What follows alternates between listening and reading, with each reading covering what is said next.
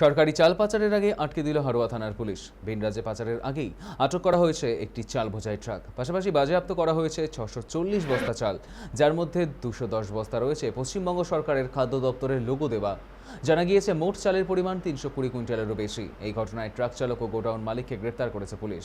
বসিরহাটের মাজমপুর এলাকায় অভিযান চালিয়ে বিপুল পরিমাণ চাল উদ্ধার করে পুলিশ প্রশাসন। ঘটনাকে কেন্দ্র করে সরকারি রেশন নিয়ে বড়সড় কোনো কালোবাজারি চক্রের যোগ রয়েছে কিনা সে নিয়েও প্রশ্ন উঠেছে। আপাতত পুরো ঘটনাটির তদন্ত করে দেখছে হারোয়া থানার পুলিশ ও খাদ্য দপ্তর। অপরদিকে এই বিষয়টি নিয়ে সরব হয়েছে বিজেপিও।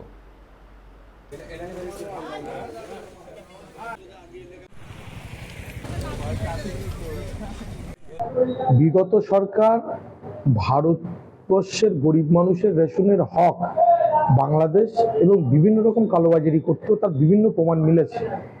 এখনো কিছু অসাধু লোক যারা এই ধরনের কার্যকলাপে যুক্ত এবং মজুত করে রেখেছে, তারা সেই জিনিসগুলো বিভিন্ন রকমভাবে অন্ধ্রপ্রদেশের একটি গাড়িতে কয়েকশো কুইন্টাল চাল পাচার করছিল। আমরা ইতিমধ্যে খোঁজ নিয়েছি, তার পাশে একটা গোডাউন, সেখানেও প্রচুর বস্তা আছে। পুলিশ গাড়িতে আটক করেছে, একজনকে ধরেছে। বিষয়টা হচ্ছে এটা একটি জায়গার সমস্যা না, একটা গরিব মানুষের, সেই গরিব মানুষের চাল গরিব মানুষ জানতেও পারেনি, রেশন ব্যবস্থাটাকে ধ্বংস করে দিয়েছিল। আপনারা দেখেছেন আমাদের মাননীয় বর্তমান খাদ্যমন্ত্রী শ্রী অশোক কীর্তনীয় মহাশয় দিনের পর দিন রেশন দোকান থেকে শুরু করে বিভিন্ন স্তরে ভিজিট করছে এবং বক্তব্য একটাই, মানুষের হক মানুষকে দিতে হবে।